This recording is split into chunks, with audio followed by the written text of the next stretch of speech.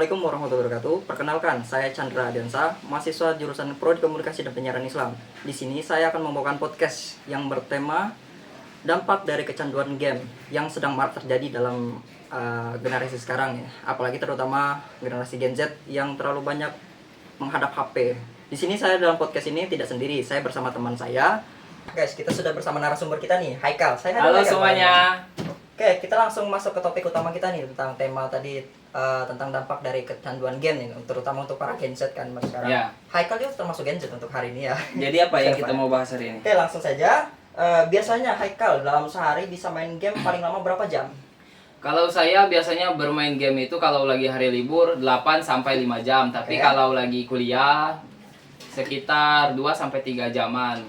Oke, tadi kan sudah dibilang sama Haikal nih. Ya. Paling lama 5 sampai 8 jam nih. Nah, yang bikin lama tadi itu game apa sih? Dan kenapa Haikal suka sama game itu tadi? Yang saya sering mainin itu game Mobile Legend. Oke. Karena di balik itu biar otak kita refreshing pikiran. Kalau balik kuliah kan capek tuh. Iya. Langsung refreshing otak, bermain game. Kalau juga nongkrong sama teman-teman nih. Iya. Jadi Teman-teman kita main game ini online. Iya, Ya kita main juga dong. Nggak mungkin kita ngeliat Iya. doang kan. Nah, oke. Lu pernah nggak sih ngerasain bagaimana dampak negatif dari kebiasaan main game ini nih? Ada kak dampak buruknya gitu gimana? Kalau dampak buruknya keterangan. sih paling kecanduan. Kalau Kecanduan. kita main ya terlalu fokus gitu kan. Jadi nggak ingat waktu gitu? Nggak ingat waktu, Nggak nggak bisa ingat makan. nggak bisa manajemen waktu. Iya. Gitu. Kau sendiri tadi kan bilang kan, Ya. dampak buruknya tadi bikin kecanduan kan. Nah terus ada nggak sih pengaruh game ini terhadap hubungan sosial Haikal sendiri kan? Kalau misalnya game apalagi kompetitif nih bisa bikin relasi jadi banyak, atau malah bikin Haikal malah tambah malas ke rumah nih untuk menghadapi realita yang sekarang. Kalau saya justru lebih banyak relasi nih, karena kalau kita lagi nongkrong kan biasanya sama teman-teman tuh kan. Oke. Ada temennya kan, temen punya kita kan teman lagi tuh. Iya, jadi Nah, diajak jadi ya. diajak gitu, Iya. main bareng dong, positif. Apalagi Mobile Legends kan Ya, berlima kan harusnya kan. ah. Kecuali kalau itu game itu kompetitif ya. Ya, game itu kompetitif. Untuk yang Ya. kayak sendiri, Ah, kayak misalnya seperti- Elden Ring atau gimana kan sendiri iya, kan. itu gitu. Oke, terima kasih tadi kan. Oke, menurut Haikal nih apa manfaat game itu tuh? Apakah bisa bikin Haikal lebih cepat berpikir dalam mengambil keputusan atau gimana? Kan Haikal tadi ngomong kan Mobile Legends kan. Kalau manfaat untuk pribadi ya bermain Iya. game, kayaknya kalau ngarah-ngarah ke situ enggak, tapi kalau hanya untuk senang-senang doang kalau gua main game. Oh, jadi enggak Iya. ada nih. Jadi untuk refreshing otak Hmm. sendiri. Biar enak bergaul sama teman-teman. Nah. Oh, jadi nyambung Nah, misalnya, gitu, ya. misalnya teman nih bahas Teman- game ini. bahas game kita nyambung. tahu dong. Oke. Gitu. Oh, oke. Ada nggak sih skill yang Haikal bisa bikin berkembang gara-gara game tadi?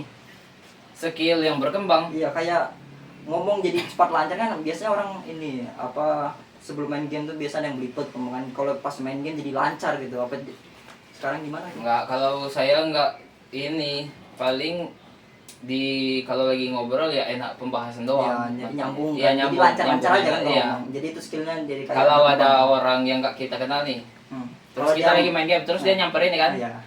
pasti dia otomatis nanya dong main Iya, game apa nanya. dong. Jadi di situ nyambung aja nyambung kan? pertanyaan. Jadi kayak skill komunikasi kita jadi lancar gitu kan. Ya, lebih enak berbaur kalau begitu. Oh, oke siap. Kalau menurut pribadi nih, gimana caranya supaya game tetap seru tapi nggak berlebihan? Kan kita tadi temanya tentang dampak negatif nih kan dari Ya. kecanduan game tadi kan. Ah. Nah, gimana caranya supaya main game tadi tetap seru tapi nggak berlebihan tuh gimana caranya? Seru kalau biar nggak berlebihan. Iya, kayak nggak. Ya paling gini dong. Misalnya gua main game nih, Iya. main sama teman-teman, Iya. itu kan seru. Iya, Tapi seru. kalau ini ke negatif, lu main game tapi lu di kamar sendiri nih, Iya. pakai headset berhari-harian, tugas nggak Oke. dikerjain, Oke, jadi itu kayak penolep gitu. jadi kayak berlebihan kan? Ya, tapi kecuali lu pro player, mau ikut jadi- turnamen, jadi- ada jadi tim nih, fokus kan? fokus, baru lu Hmm. ini. Jadi bedakan antara seru dengan berlebihan kan. Ya, Jadi itu jangan kalau untuk samain Haikal sendiri untuk lebih ke serunya, seru-seruan doang kan. Iya, Untuk iya. nggak terlalu berlebihan. Iya. Jadi bisa memanage waktu untuk Haikal sendiri ya. Oke. Mungkin itu aja kan. Oh, untuk Haikal sendiri nih, setelah obrolan panjang lebar tadi, ada nggak sih pesan untuk para penonton, terutama untuk Gen Z nih, apalagi kan Gen Z sekarang kan lebih fokus pada HP, terutama game-game sekarang kan pada hype sekarang kan. Pesan untuk para penonton, gimana supaya game itu jadi main game agar seru tapi nggak berlebihan tuh. Ada nggak pesan untuk mereka di luar sana kan? Pesan-pesan buat mereka yang Ya. Gen Z biar nggak terlalu kecanduan. Kayak gitu. Paling gini doang sih kalau pesan saya pribadi ya. Ya. Kalau kalian main game, pintar-pintarlah memanajemen waktu. Karena Oke. kalau kita bisa memanajemen waktu, kalau lagi misalkan contohnya kita lagi jam kuliah nih, jam kuliah sepulang kuliah misalkan ada tugas, kerjain dulu tugas baru Oke. kita main game. Oke, jangan terlalu Ya, terkenal dengan game. Kan? tapi Kita harus kalau- tahu waktunya. Gitu. Kapan Kecuali harus- lu pro gamer nih, jago main game, ngasilin uang, baru boleh tuh. Iya, gitu. Karena ada kepentingan pribadi kan itu kan. Ah. Untuk duit juga kan itu. Iya. Kalau kita untuk mahasiswa kuliah nih mungkin untuk belajar kan itu kan.